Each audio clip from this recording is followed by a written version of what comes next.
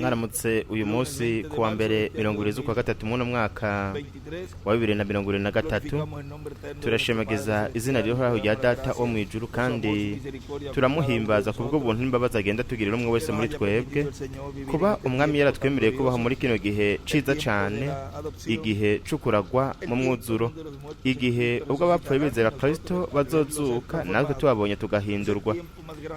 Ni igihe gikomeye cyane, ni umwanya uteye igomwe w'ubwiza, ni intambuko ikomeye cyane, ni ikiringo gikomeye cyane, byose birakomeye cyane.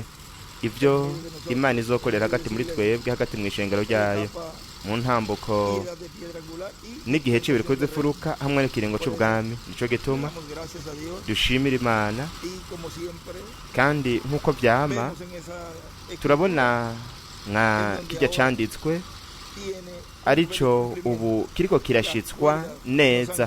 Ubupfinda bwadukubitiye amabanga ahantu heza, ni koko dufise umwandu mwiza. No kuvuga amasezerano arakomeye cyane, kandi n'ubuvugishwa burakomeye cyane buriko burashitswa ubwo turiko turaronka, ndetse n'ubusigaye nabwo nyene tuzoburonka. Nico gituma dushimira Imana kuba tubayeho muri kino gihe c'ubwiza cyane. Twisanze turi ngaha kuri projet y'ihema rinini Karpa Cathedral, turiko turabandanya amabarabara ajanye n'iki gice cose, kandi uyu munsi turiko turakora irindi barabara, turiko turasuka ino sima, kandi nk'uko mubizi ubwa mbere turategura ikibanza,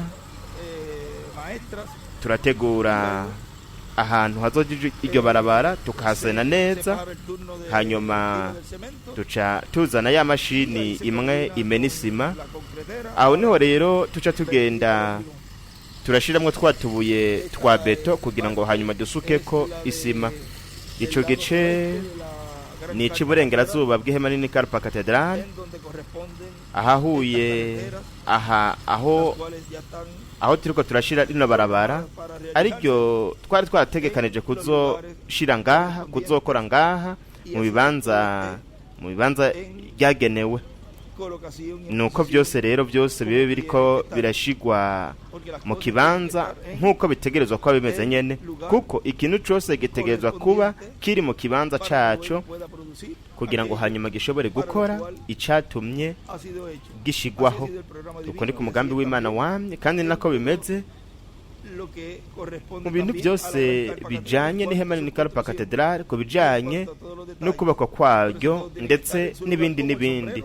Ico gituma byose biteza kuba mu kibanza cabyo, nka ya nkofero mwenda tabranamu yabona mwiyereko. No kuvuga ngo ni nkofero yagomba kuba ari hiri kugira ngo habe ugushitswa, kugira ngo iryo yerekwa rishitswe, hahinduka ukuri, habe ibitangaza. Kandi ibitangaza byo mu ihema rinini Karpa Cathedral ari byo ari umuzuko no guhindurwa bizoba, ariko byose bitereza kuba biri mu kibanza cabyo, byose byashizweho mu mwuzuro. No kuvuga byose bitereza kuba biri ahavyo. Ni byiza, Imana ibahezegere, Imana ibarinde, kandi ino ndwi yoba iyo mugisha ku bana b'Imana bose baterejwe n'Imana, bariko bitegurira ukuragwa mu mwuzuro. Ese yoba indwi idasanzwe kandi idasanzwe, kandi hanyuma mwumvirize akajambo twavuze imbere y'uko hashika ino kamyo y'isima. Twari tukirindiriye gushika, itarashika twariko turayaga na bene data abakozi bo ngaha, tuyaga akajambo ariko twise ukuragwa mu mwuzuro. Hanyuma nimwaronka umwanya muze kuryumviriza iryo jambo, ndetse narirya sengesho nasenze nsaba data wo mwijuru, kandi ese ryohinduka ukuri, ryoba rityo kuri umwe wese muri mwebwe muza kumviriza iyo audio. Ese Imana yabahazagira, Imana ikabarinda, ibarinde bazigame muri ino ndwi yose.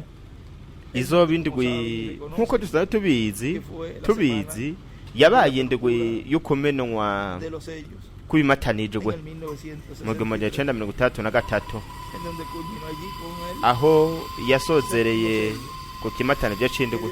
Imana ibahezagire, Imana ibarinde mwese,